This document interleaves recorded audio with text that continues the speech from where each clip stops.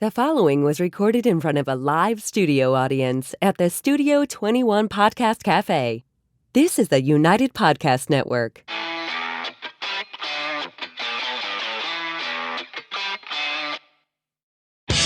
Welcome to Tell Us Why, a podcast for the financial freedom community.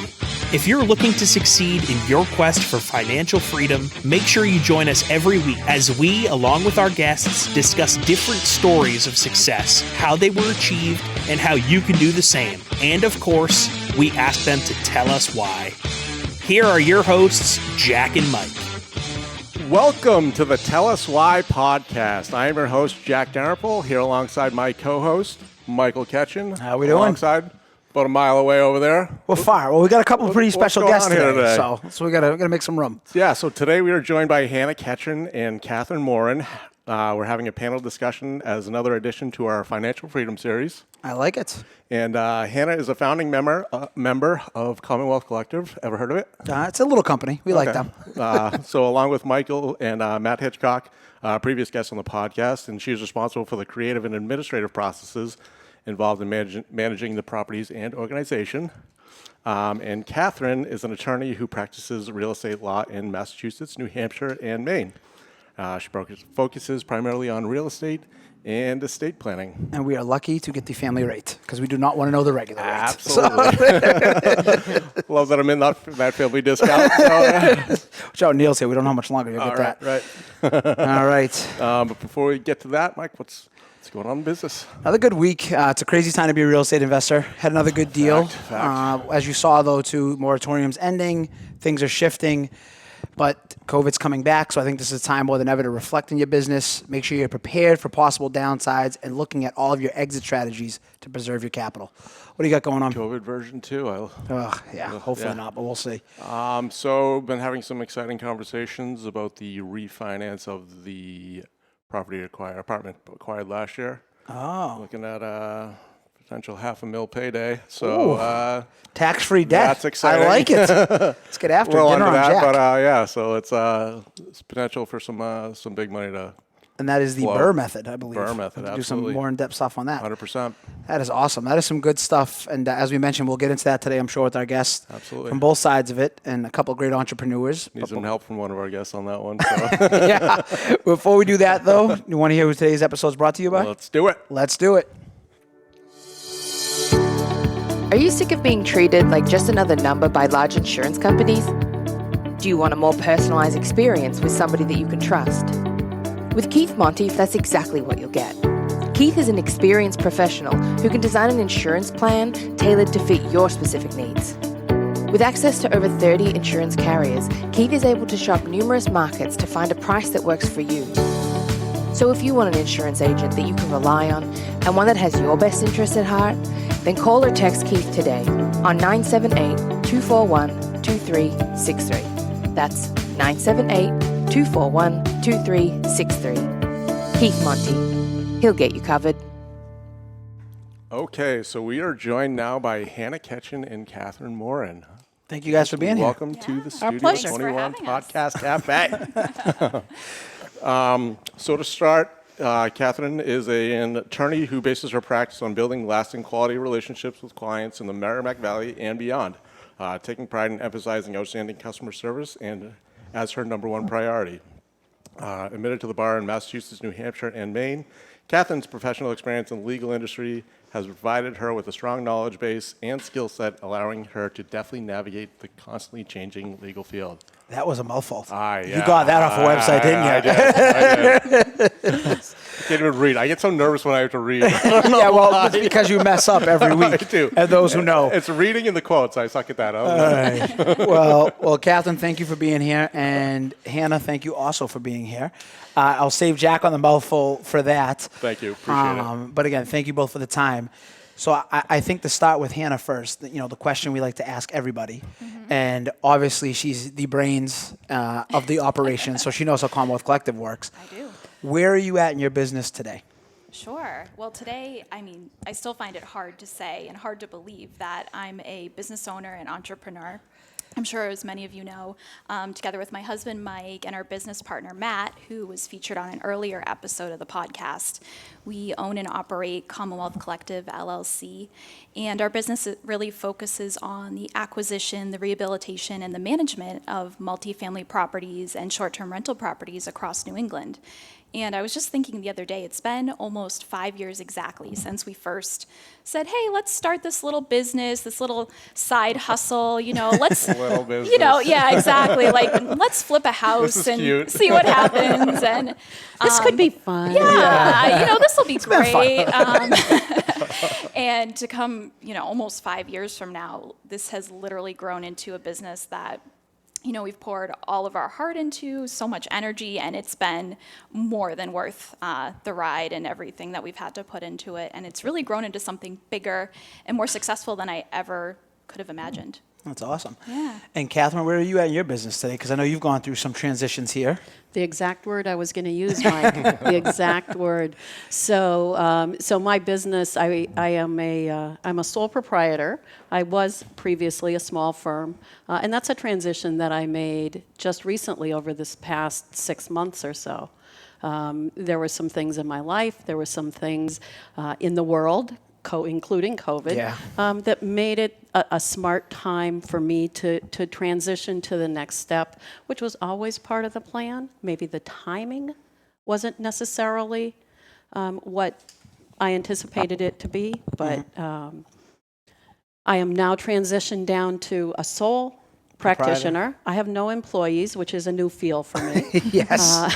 Big change, big transition there. Big transition. I've really narrowed my practice and the focus of my practice. So really, folks like you guys are the meat and potatoes of my practice. I'm getting out of the estate planning and all the ancillary things to focus just on real estate. We're very lucky to have that. And as me and Jack have both worked with you, we know. I think that's a perfect segue where one thing, now that I got you on the hot seat, I can ask some of these questions.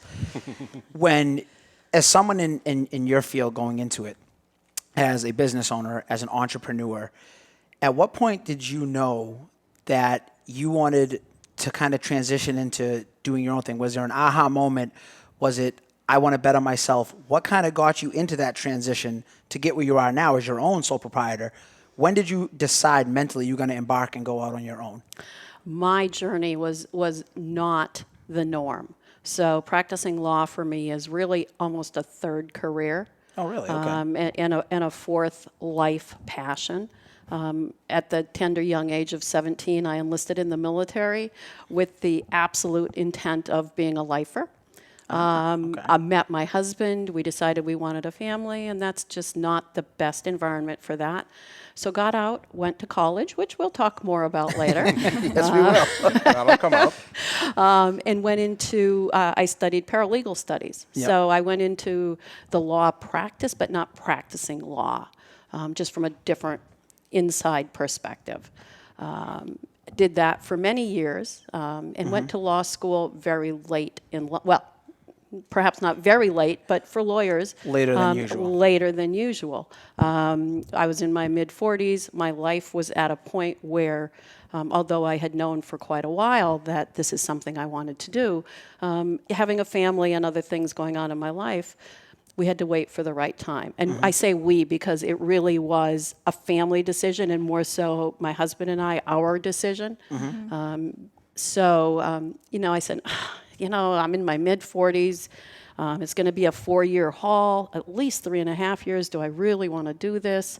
I said, nah, you know what? I'll be 50 when I'm done. Who does that? And he looked me in the eye and he said, you know what? You'll be 50 anyway. Just do it. Wow. I've never heard that story. That's very powerful. Yeah. That is awesome. And that's amazing advice. I mean, that's, Jack, throwing it to you. We talk about it on here all the time in the community.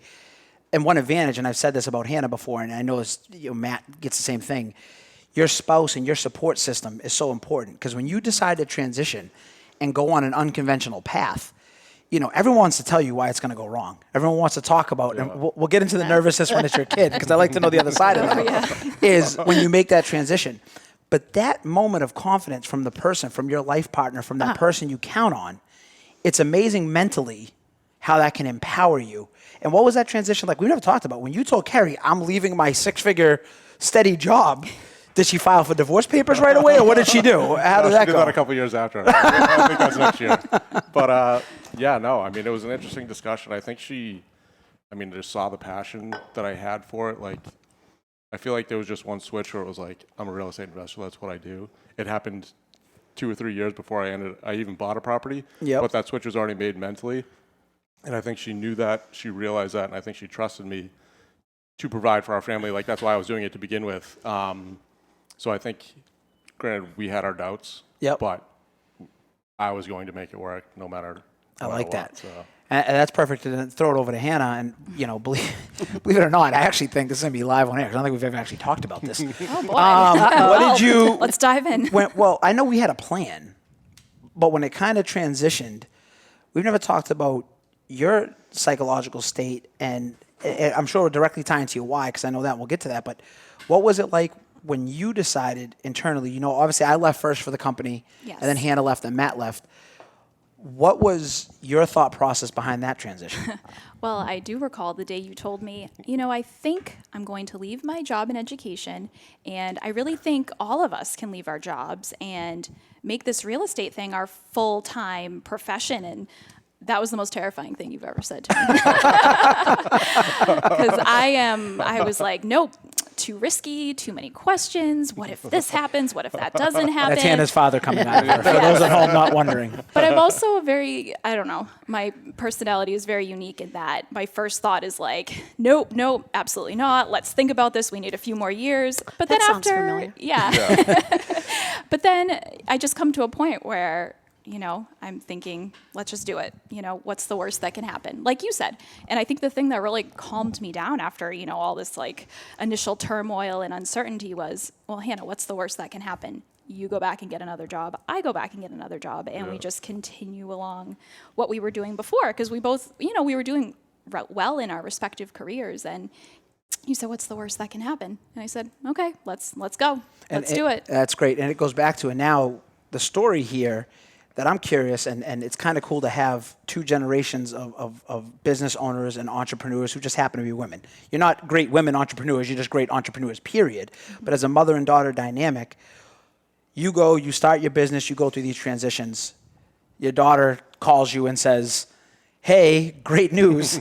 I'm leaving my job at MIT that I got my master's degree for.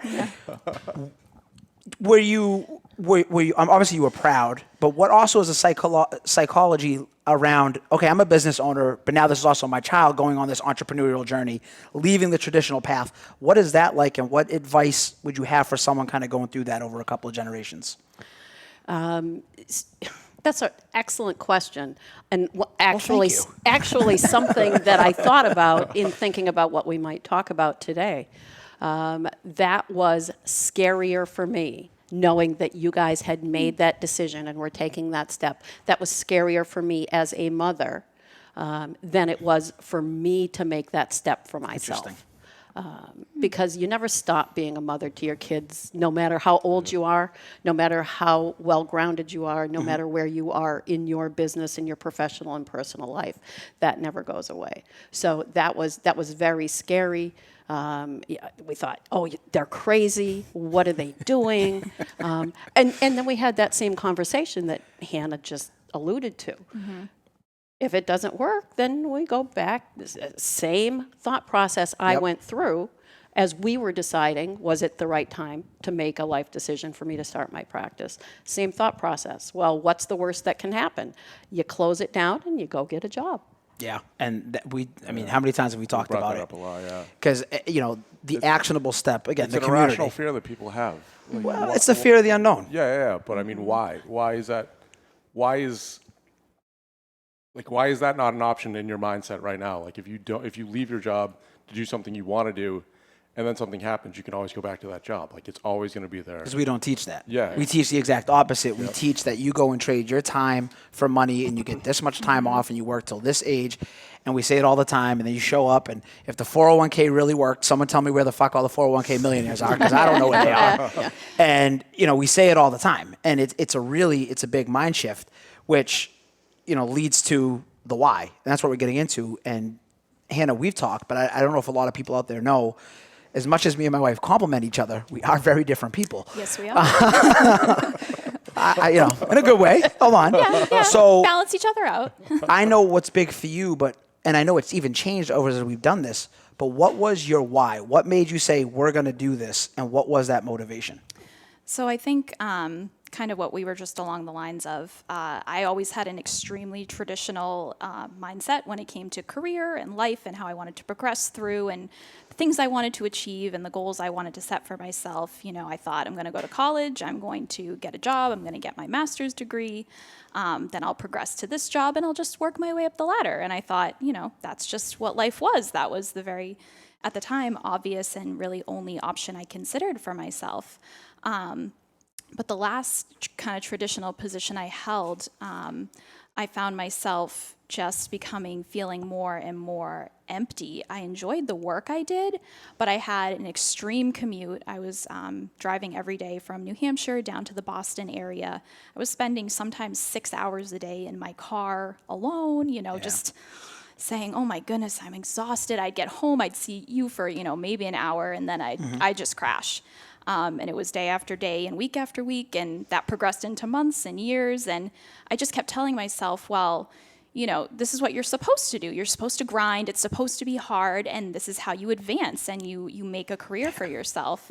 And to me, it just seemed like that was really the only option. Or I thought, you know, eventually I'll figure out a better way to not kind of live in this constant cycle of commuting and being tired and being miserable at the end of the day. And I think kind of around the same time I was reaching that breaking point was right when we started discussing starting our own business. And, you know, it kind of, after really reflecting and thinking about what truly was going to make me a happy, healthy, balanced person, the answer wasn't just pursuing a paycheck or pursuing the next level in my career. I was, you know, there were so many things I didn't have time or energy to do that I wanted to pursue, and just living life the way I wasn't going to allow me to do that. I really craved that time freedom and the ability to really intentionally choose how I used my time and not just pour all my energy into this one job that, you know, who knows, they could replace me just as easily as they found me, I'm sure. So, you know. That's such a good answer. I've never heard anyone say that, but when you said empty, you felt empty. That's exactly how I felt. Right. Like I felt like I got punched in the gut when you said that. Like commuting for 2+ hours a day and going and sitting at the office for 8 hours. Like it was just empty. Like I felt empty. There was no value. Like it wasn't like there was no, I'm going through the motions and that's it. Like it was, wow. Oh, yeah. And I would tell myself, you know, I'm doing this. I was working for a nonprofit university. I was saying the work I do is important. It's valuable, should be meaningful. I'm, you know, making a difference in the world, and I'm sure in ways I was. But at the same time, it didn't feel right. And you know when something in your life doesn't feel right. Which is a perfect segue into your why has obviously changed many a times, Kathryn. What I'm excited about and what I want to hear, and I don't know if you know or give yourself enough credit for how much of an inspiration to me personally you are and to everyone else who knows. You mentioned at the start of the show you've transitioned your own practice, and I think that's a testament to, you hit the nail on the head. Oh, I'm 45, I'm 50, I'm 55. I have to do it this way. It's scary. Well, you just recently changed your why and making some changes, and what was that conversation, that decision like, as you mentioned, to go from the firm to the sole proprietor? And what are the goals and what is your why in your business? And that is still an ongoing transition. The why, and the why changes. You're absolutely right. The why changes, you know, from my 17-year-old self to my something self. 36. Yes, what he said. That why changes. And the why for now is looking at, my husband and I looking at the next chapter and what the next 10 years bring for us and what do we want it to look like for us. And that was the big why. You work, you always, as long as you are in a working life, your time, a certain amount of your time every day is spent doing that work. And when you get to an age, and I don't mean a mental age, but, you know, chronological age. You get to a certain point and you know, okay, I have a limited number of work years left in order for me to achieve my goals. And what do I want those years to look like? And what do I want the years after that to look like? And so my why was based on our goals, my husband and I, our common goals for the next few years, and then our retirement years. Perfect. And we talk about that again. It goes back to Jack, like we always say, start with the end in mind. You know, think big, aim small. It will evolve with you over time. But the actionable step, if you go back and listen to what Kathryn and Hannah said, is you have a clearly defined goal. It doesn't mean it's going to be a straight path A to B. There's going to hit C and D and go here and everywhere else. But as long as you have that vision and you're working towards it, it becomes obtainable. You know, we say it all the time. What do we say, Jack? What do we say about hope? Hope is what? Hope is not a fucking plan. No, it is not. And too often on a t-shirt. we see it. Well, I don't know about that, but we see it, and as it goes, we go into. So go back and make sure you listen to that part of it over and over again, because that was just two unbelievable answers, and I think it's just a testament to kind of how it all ties together. Can I Yes, throw something else in here? Of course you can. Sure as time. We're just here. A year ago, 2 years ago, you and I were talking, Mike, and we were talking about planning and goal setting and do you want to do this? And I had an idea to open a different kind of business. And you framed the question to me very well. You said, what are you going to do about it? You said, don't think about it. If it's something you think you want to do, what are you going to do? What steps are you actually going to take to get there?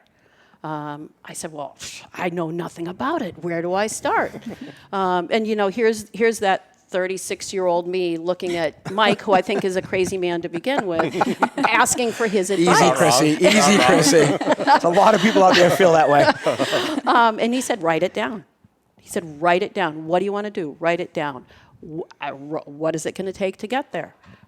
And just break it down, keep breaking it down until you can write down what is the first step you need to take. Yep. What thing can you actually do beyond having an idea in your head or a hope in your heart? Making it real. What are you going to do to make it real? And that has stuck with me since we had that conversation, So and I got to started teach doing you that. one thing? You've taught me many Look things. at that. Mike, I and got that's one. just one. I got one. Usually I'm going to her for advice, so that's nice to hear. That was a great answer. Go back and listen to that 5, 6, 7 times. And again, a credit to the two of you. We talk about all the time is there's planning, but there's also execution and action. And how often do we talk about that? That it doesn't have to be pretty, but everybody waiting. It's like we talked about the market yesterday at the meetup. Everybody's waiting. Oh, this might happen and that might happen. You can't control what's going to happen. You can only react to what does happen. So the better you are prepared to execute and take action, you'll be in a better position to succeed. And that transition's huge. And some of what I mean? those steps are really hard. When I transitioned from my firm, which was a small firm, but from a firm with employees down to just myself, one of the first things I had to do was start telling clients, I can't work with you anymore. Yeah, and that's not an easy. incredibly difficult conversation to have because it wasn't for any reason, anything like the client did something bad or I did something bad. It was a business decision, but that was the first actionable step in that process. And that was, up until then, it had been on paper planning. What becomes real. And then it starts to become very, very real. Well, and that's... I remember sending you an email. It was a referral. And you politely shut me down. And internally, like I was somebody buying real estate, whatever. And like internally, I was like, slow clap. I was like, good for her. She started saying no, and saying no is something extreme. How many times we see extremely successful people get good at saying no? Yeah. And that's something I struggle with. It's something Hannah struggles with. Yep. Matt is a lot better at it than the two of us are in the business. Which actually leads to what we're going through right now, if you want to touch on. We're scaling. We're on the other side. And we have... It's been a busy year. We've more than doubled the size of the company. We're adding team members. We've now added 3, plus a full-time bookkeeper. All plus within, maintenance what, man. a 3-month time span? maybe. Yeah, we don't. We tend not to Couple do weeks. things super slow in big deal. in Commonwealth Collective. What has that been like, Hannah, psychologically, and kind of making that transition Well, honestly, as you're scaling a business as an entrepreneur? Yeah. I mean, it's kind of the same as anything. At first, you think, how are we going to do this? Like, how are we going to have time to accomplish all this and add all these team members? And by the way, you know, we're doubling the size of our portfolio, and we have to figure out all these loans and these investors, and on top of all the regular day-to-day work it takes to run a business. But kind of like Kathryn was just breaking it down, you just take step one at a time. You say, what is the first thing I'm going to do? And what's the next thing? And you're going to get through it one way or another. You just can't let that fear or that anxiety just paralyze you from doing nothing. You just got to take the next step forward. And that's really the basis of kind of what we've been doing. I like it. That's a very good answer, which I think that's a perfect transition. You got something you I want to add? actually wanted to touch on something, and this is selfish. That's the only reason I'm bringing it These up. are not billable hours, so get them in now. All right? So if you're going to refinance no. So both of you work with your spouses. Yes. True. We True. do. And on that didn't note, see I this want to coming. know, we can kick Mike out if you want. What is it like working with your spouse? Oh. Is I was it going to say, easy? who Is it wants to answer difficult? first? Is it whoever wants to Be take careful. it? We're both here. Sure, that's right. Yeah, I know. I'll jump right in on that. A lot of couples cannot do it. A lot That's of true. couples are not cut out to work together. I believe Sorry, Carrie. It's fair. You have to recognize what your skills are, what your strengths are, what your weaknesses are. You have to define your roles, and you have to have agreements about limits. Meaning, okay, we're done with work. We're going out to dinner. We're not going to talk about work now. Yeah. Mike. Right. Hear that, Mike? Yeah, I think that is a big part of it. Those are the steps that are necessary to really make it work. And I think also make sure you get enough alone time. Make sure you pursue your own separate interests. You have time set aside in your week to do things without your spouse. Yeah. Okay. Do you want? We can skip over you. No. I honestly very Lay much. it on the table. Here we go. It's all right. I'll just shut his mic. I do. I honestly do. I enjoy working with you very much. And I think we're very fortunate. And it was, it worked really well that you and I and even Matt, literally our strengths and the things that interest us in running a business and in working in real estate are so vastly different. Our paths, you really enjoy this aspect. I really enjoy this, and Matt really enjoys that. So we don't really butt heads in too many areas. And when we do, you work things out. You talk through them. At the end of the day, you're running a business, but you're still husband and wife, and you still want to maintain that relationship. You don't want to let one get in the way of the other. And I get to see you a lot more. Yeah, which is nice. I hardly ever saw good you or before. bad? Well, to be honest, and a quick joke aside, we talk about this all the time in the business as we've grown.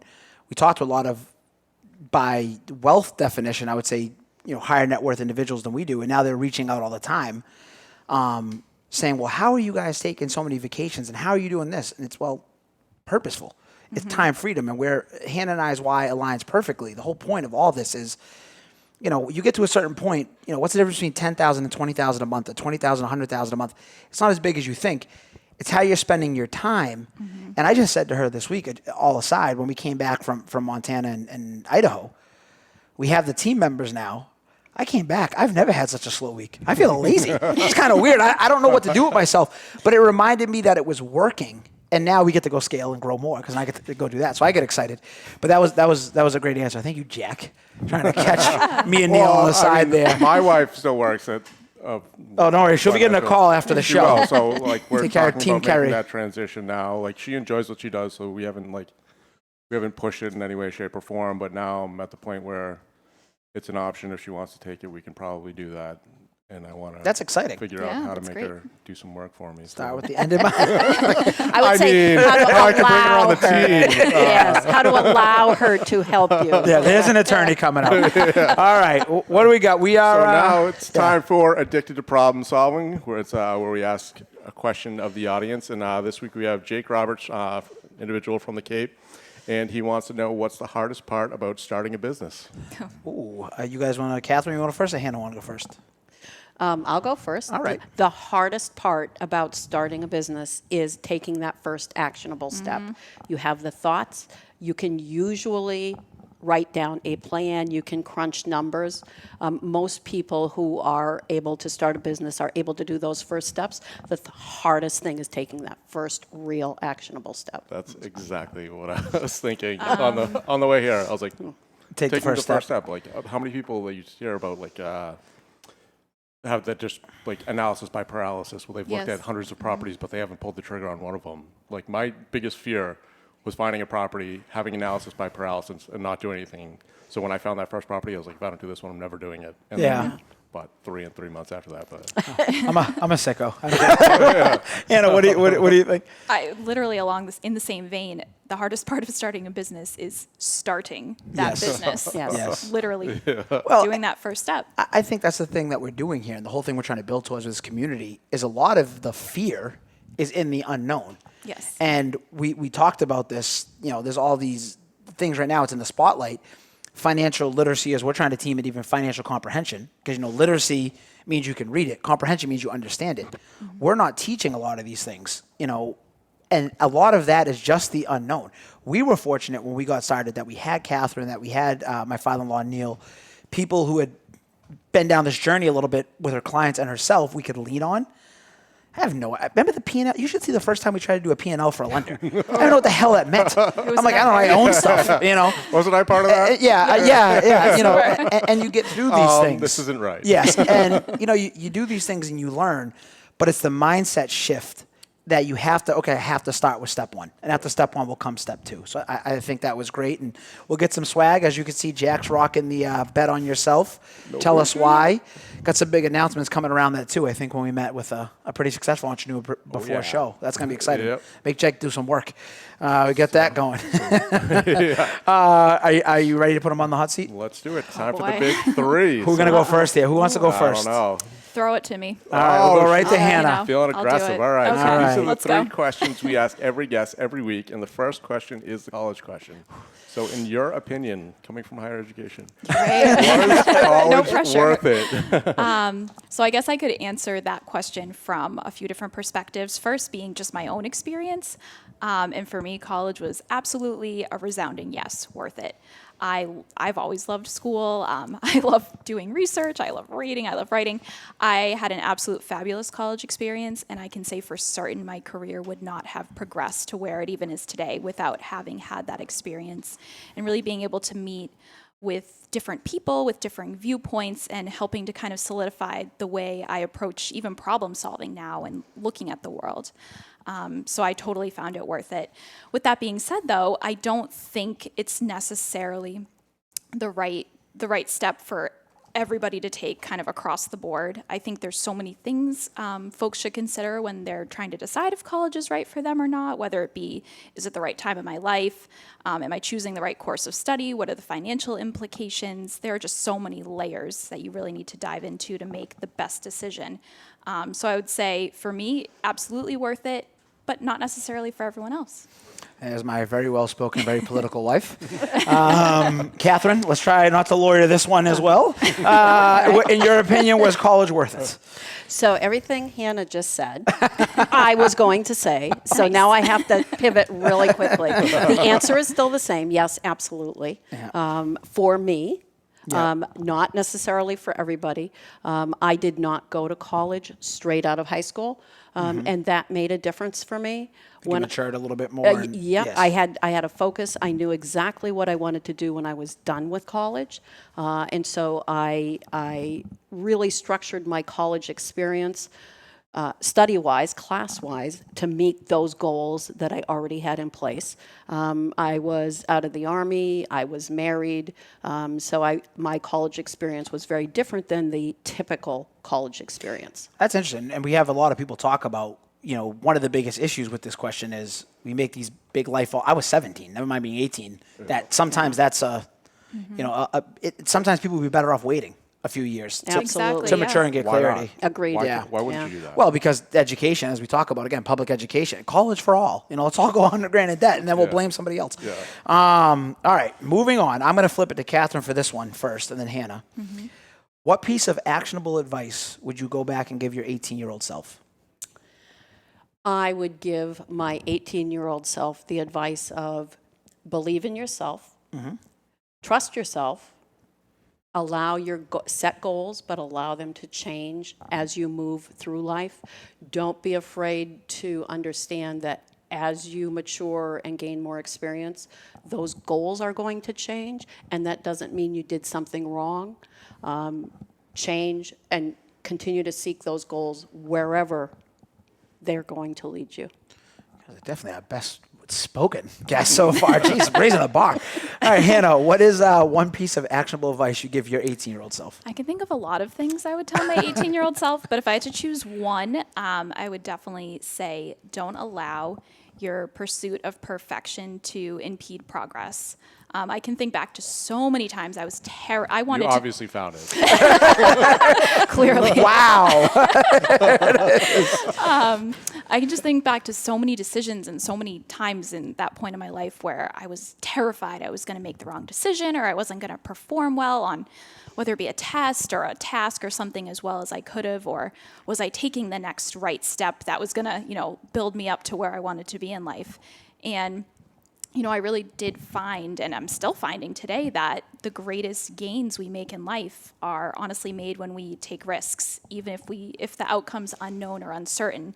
It's really just having the confidence in your decisions and just knowing that, taking that first step or making a decision and following through with it, you're going to figure it out in the end, and it's going to be okay, even if it doesn't follow that perfect picture that you had in your mind. Incredibly well said. I'm going to hijack that if I can. The result is not wrong. Yep. Yes. If you end up not where you expected to be, that doesn't mean it's a bad result or that you failed.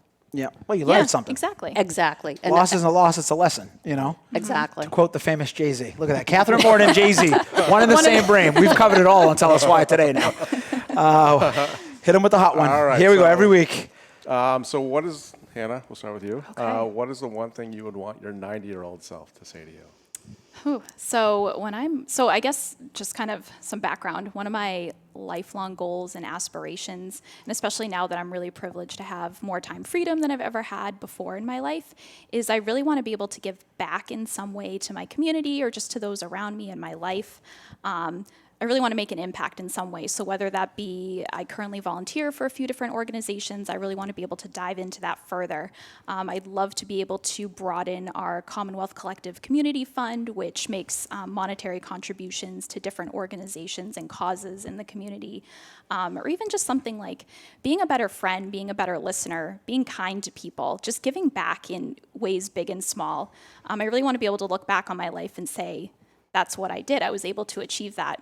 And I always think back to, there's a quote that I love by Winston Churchill who said, "You make a living by what you get, you make a life by what you give." That is really well. Did you hear that, Jack? Ooh. There was no stutter there. That was very well done. I like that. That was very well done. Yeah, it's one of my favorites. So I try to keep that in mind. That is very good. Kathryn, one piece of what you want your 90-year-old self to say to you. I want and I will live well beyond 90. That's 120. There, Outlive me. There it is. 98 maybe. I want my 90-year-old self to say, yeah, the money's almost gone. We earned it well. It was worth it. We spent it well. It was worth it. That's awesome. Yeah. That's very well said. I like it. God, great guests out here. Raising the bar. All right. Do we have any parting words for the community? Hannah? Oh, parting words. I wasn't prepared for this. No, I would just say, I think we've kind of been on the same theme throughout the entire thing. Just take that first step. It's going to be terrifying. It might cause you panic, but there's nothing like knowing that you had confidence in your ability and you followed through with it. You took a chance on yourself. It's an amazing feeling, no matter what happens. Very well said. Kathryn? Teddy Roosevelt in the arena. It's too long to recite. Go look it up. That's my advice. Follow it. Yes. Yes, very good. Me and Jake, loving it. Me, Jake, and Tom Brady, as we know. Jack, where can the people find out more about Tell Us Why on social media? Where are we? If you don't already follow us, you can find us on YouTube, Facebook, Instagram, LinkedIn, Twitter, basically everything there is out there. All the links are in the description below. If you're new and just listening for the first time, please like and subscribe to our channel. Everywhere. Everywhere. Like it. 5-star ratings. Well, those are huge. Positive reviews. Oh, yes. I'm just going to keep going. Gonna keep going. Okay, and even better if you're around, come join us in the Studio 21 Podcast Cafe, live in Salem, New Hampshire. We record most Wednesdays. We'd love to have you come on in. Also, check out the swag, telluswhypodcast.com, and the Facebook community page. Quote of the week. Wrap it up with the Brene Brown quote of the week. I want to be in the arena. I want to be brave with my life. And when we make the choice to dare greatly, we sign up to get our asses kicked. We can choose courage or we can choose comfort, but we can't have both, not at the same time. Wow, great. Oh my God, he got it all the way through. He did. First time ever. I don't know why I get so nervous. I don't know. Oh, Jesus. Where are they going to see us next week? Next week, game is on. Game is on. And until then, Hashtag bet on yourself. The views and opinions expressed by the hosts, guests, or callers of this program do not necessarily reflect the opinions of the Studio 21 Podcast Cafe, the United Podcast Network, its partners, or affiliates.